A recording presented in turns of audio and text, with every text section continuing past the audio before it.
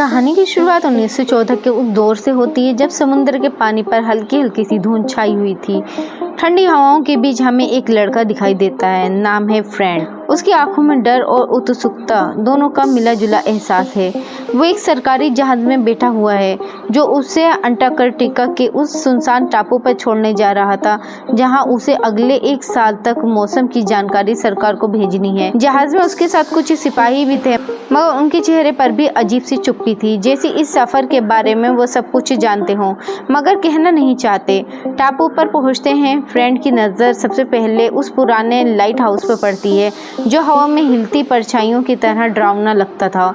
Light house में एक बूढ़ा गार्ड था, गुरनर। उसके चेहरे पर गहरी झुर्रियाँ और आंखों में अजीब सी सख्ती थी।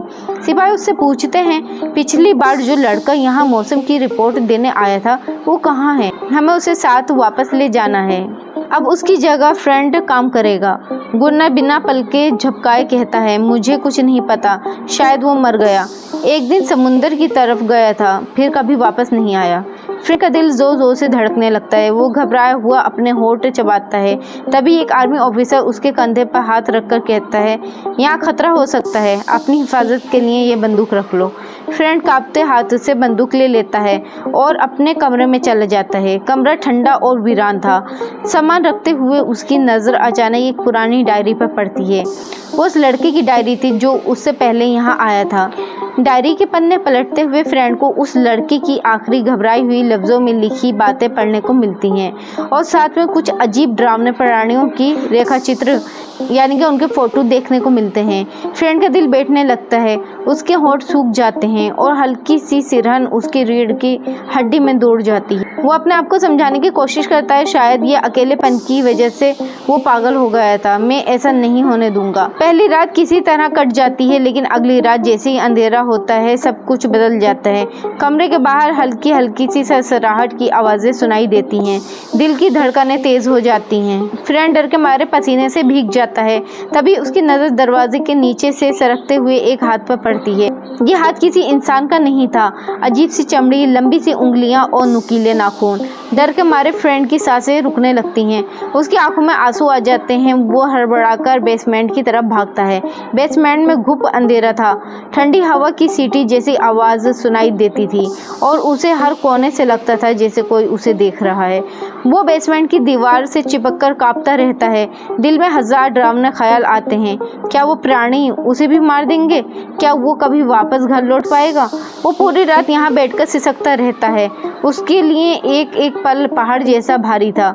सुबह की हल्की रोशनी दिखती है तो वो धीरे धीरे बेसमेंट से बाहर आता है। बाहर सन्नाटा था और वो अजीब प्राणी वहाँ से जा चुके थे, लेकिन उसके दिल में अब भी वो डर बैठा हुआ था। एक ऐसा डर जो उसके अकेलेपन को और भी डरावना बना देता है। वो सुबह कांपते हाथों से बेसमेंट से बाहर निकलता है। ठंडी हवा उसके चेहरे से टकराती है, लेकिन उसका दिल अभी भी धक धक कर रहा होता है। बाहर आते ही उसकी नज़र ज़मीन पर पड़ती है। वहाँ कुछ अजीब भयानक पैरों के निशान थे, किसी जानवर के जैसे, लेकिन वो फिर भी कुछ अलग थे। फ्रेंड की सांसें थम सी जाती हैं। उसके गले में मानो कांटा फंस जाता है। ये निशान घर के पास से होते हुए सीधे समुंदर की तरफ जाते हैं। फ्रेंड की रूह कांप उठती है। उसे एहसास हो जाता है कि कुछ ना कुछ बहुत बड़ा खतरा यहाँ छुपा हुआ है। डर और घबराहट में वो लाइट हाउस की तरफ दौड़ता है और जोर से दरवाज़ा पीटकर गुनर को आवाज़ देता है, कृपया दरवाज़ा खोलो, मुझे अंदर आने दो। लेकिन गुनर का चेहरा खिड़की के उस पार पत्थर जैसा सख्त दिखता है। उसकी आवाज़ में कड़वापन होता है, तुम बहुत बेवकूफ़ हो। जब तुम्हें पता चल गया था कि तुम्हारी जगह पर आने वाला लड़का गायब हो गया है तो तुम्हें भी उस शिप में वापस लौट जाना चाहिए था। फ्रेंड की आंखें भीग जाती हैं। वो खुद को कोसता है कि आखिर क्यों नहीं वो वापस गया, लेकिन अब बहुत देर हो चुकी थी। उसे पता था रात को फिर वो प्राणी लौटेगा। डर से कांपते हाथों से वो घर के चारों ओर लकड़ियों की बैरिकेड लगाने लगता है। घर के अंदर उसे एक पुरानी बंदूक और गोलियों का डिब्बा मिलता है। उसे थोड़ी हिम्मत मिलती है, मगर दिल में अब भी डर बैठ गया था। रात जैसे जैसे गहरी होती जाती है, समुद्र से अजीब आवाजें आने लगती हैं। पानी में हलचल, पत्थरों में कुछ रेंगता हुआ।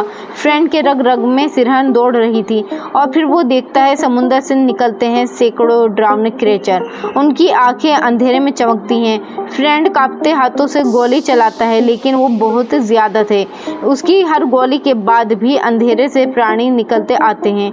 डर के मारे उसकी आंखों से आंसू बहने लगते हैं। आखिरकार वो हिम्मत करके घर के बाहर बनी लकड़ी की बाउंड्री में आग लगा देता है, तभी वो अंदर ना घुस पाए।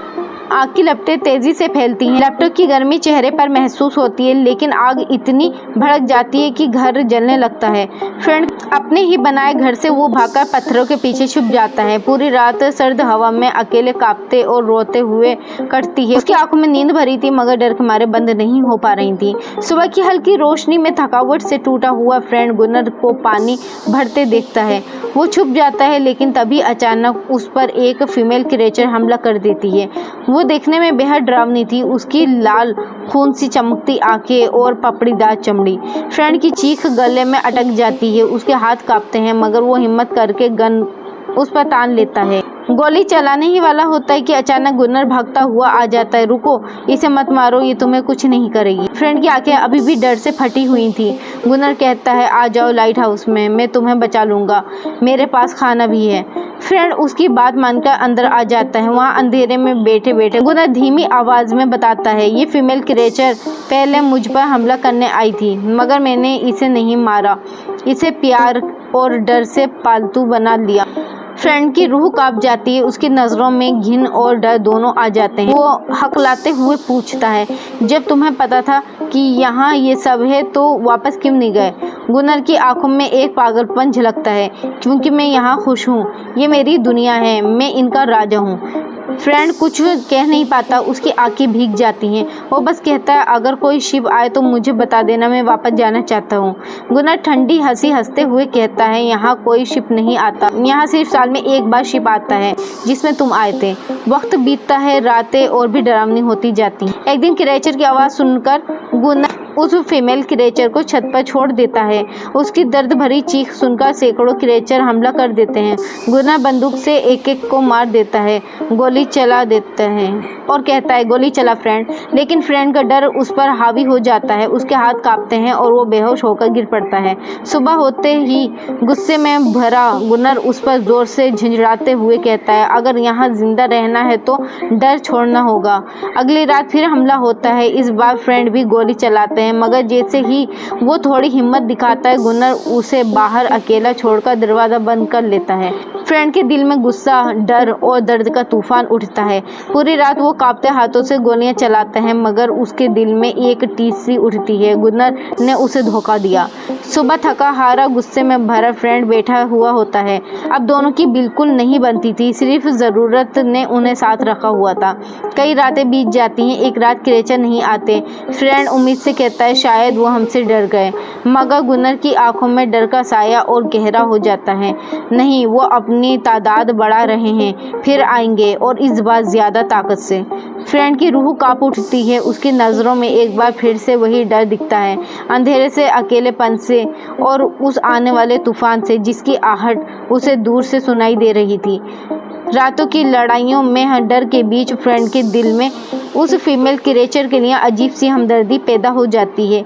एक रात वो धीमे से उससे कहता है, उसकी आंखों में देखते हुए, मुझे पता है तुम सब कुछ तो नहीं समझ पाती होगी, पर शायद मेरी कुछ बातें समझ सकती हो। मुझे तुम्हारे लिए बहुत दुख होता है। तुम्हें भी अपने परिवार की याद आती होगी ना? उसकी आवाज़ में एक टूटा हुआ दर्द था। वो जानता था कि ये एक सिर्फ प्राणी नहीं, बल्कि किसी की माँ, बहन या बेटी भी हो सकती है। लेकिन उनकी नाजुक सी ये रात ज़्यादा देर टिक नहीं पाई। कुछ दिन बाद जब वो गुनर के साथ लाइट हाउस में चेस खेल रहे होते हैं, अचानक समुद्र से क्रिएचर हमला कर देते हैं। गोलियों की आवाज़, डर की चीखें, और इस बार गुनर बुरी तरह से जख्मी हो जाता है। अब सब कुछ फ्रेंड के कंधों पर आ पड़ता है। एक दिन पानी लेने के बाद जब फ्रेंड वापस आता है तो देखता है कि गुनर उस फीमेल क्रिएचर के साथ ज़बरदस्ती कर रहा था।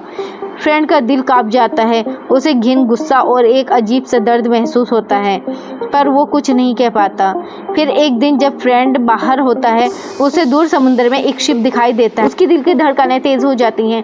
वो दौड़ता हुआ आता है। वो फ्लेयर गन लाता है, उम्मीद में कि ये उसे बचा लेगी, लेकिन तभी पीछे से गुनर उसका हाथ पकड़ लेता है। नहीं, मैं ऐसा नहीं होने दूंगा।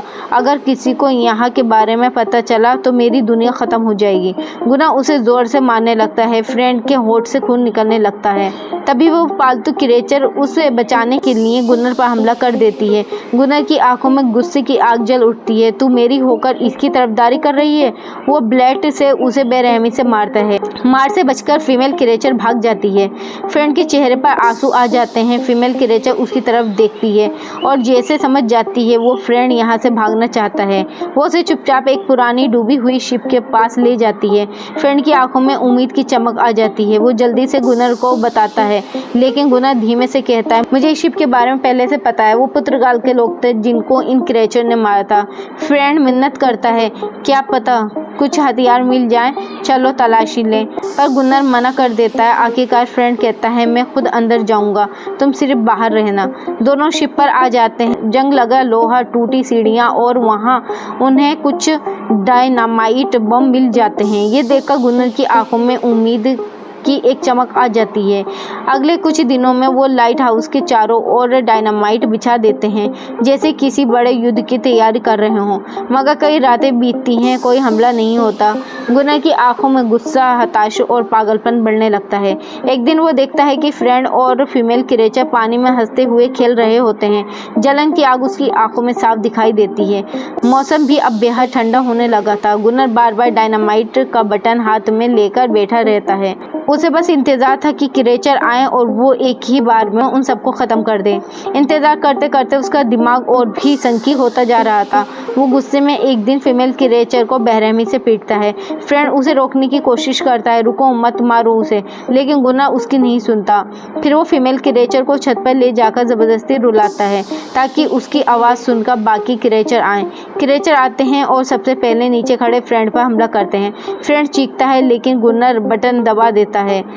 जोरदार धमाका होता है, जमीन हिल जाती है, लाइट हाउस कांपता है, सभी क्रिएचर मर जाते हैं। गुनर और फ्रेंड भी जख्मी हो जाते हैं। अगली सुबह फ्रेंड फीमेल क्रिएचर को ढूंढता है। वो लंगड़ाते कदमों से समुद्र के किनारे जाता है, जहाँ वो अपने जैसे कई और प्राणियों के साथ खड़ी होती है। वो सब चुपचाप उसे देखते हैं, ना गुस्सा ना हमला। फ्रेंड की आंखें भीग जाती हैं। वो समझ जाता है ये लड़ना नहीं चाहते, बस जीना चाहते हैं, प्यार चाहते हैं। वो एक छोटे क्रिएचर के बच्चे से प्यार से बात करता है, उसके सर पर हाथ रखता है, लेकिन तभी ऊपर से गोलियां चलती हैं। गुनर लाइट हाउस की छत से उस बच्चे को मार डालता है। अचानक डर और दर्द से सभी क्रिएचर पानी में भाग जाते हैं। फ्रेंड का दिल में आग लग जाती है। वो भागकर लाइट हाउस में जाता है, गुस्से से गुनर को मारने लगता है, तू जानवर है। लेकिन गुनर ताकतवर था। वो फ्रेंड को दीवार से पटकता है, उसे मारने वाला होता है। तभी फ्रेंड धीमे से कहता है, रुको, मैं जानता हूँ तुम वही हो जो मुझसे पहले यहाँ आए थे, जो लापता हो गए थे। गुनर के चेहरे का रंग उड़ जाता है, उसका सच सामने आ जाता है। वो टूटी आवाज में बुदबुदाता है, तुम्हें कैसे पता चला? फ्रेंड की आंखों में आंसू थे, तुम्हें वापस जाना चाहिए था, पर तुम पागल हो गए। गुनर की आंखें उदास हो जाती हैं। वो बाहर आता है, अपने बनाए उस नर्क को देखता है और तभी क्रिएचर उस पर टूट पड़ते हैं। वो कुछ नहीं कर पाता और सभी क्रिएचर उसे मार डालते हैं। अब सिर्फ फ्रेंड बचा था। जैसे तैसे एक साल बीतता है। ठंड, अकेलापन और यादों के उस बीच में अब वो शांत हो चुका था। और फिर एक सुबह दो आदमी लाइट हाउस में आते हैं। वो पूछते हैं, वो लड़का कहाँ है? फ्रेंड धीरे से कहता है, वो समुद्र की तरफ गया, फिर कभी वापस नहीं आया। उस आदमी के साथ एक नए मौसम का आदमी भी था, वो उसकी जगह पर काम करने आया था। फ्रेंड उसको अपनी असलियत नहीं बताता, क्योंकि उसकी आंखों में अब डर नहीं था, बल्कि वो वहाँ की खामोशी, ठंड और शांति को अपना घर मान चुका था। बिल्कुल वैसे ही जैसे कभी गुनर इस वीरान टापू पर शांति महसूस करता था। अब फ्रेंड भी यहाँ से नहीं जाना चाहता था। पहले वो इस जगह को अपना पिंजरा समझता था, लेकिन अब वही पिंजरा उसे आज़ादी जैसे लगने लगा था, क्योंकि अब वो मजबूरी से नहीं, अपनी मर्जी से यहाँ रह रहा था। और फिर हमें दिखाया जाता है उस फीमेल क्रिएचर को, जो लाइट हाउस से बाहर निकलकर चुपचाप समुद्र में कूद जाती है, जैसे वो भी फ्रेंड की तरह इस टापू को अपना घर मान चुकी हो और अब हमेशा यहीं रहना चाहती हो। यहीं पर ये कहानी ख़त्म हो जाती है। तो दोस्तों, कैसी लगी आपको ये कहानी? अगर ये कहानी आपके दिल को छू गई हो तो कमेंट करके ज़रूर बताएं, और अगर आप इस चैनल पर नए हैं तो प्लीज़ वीडियो को लाइक करके चैनल को सब्सक्राइब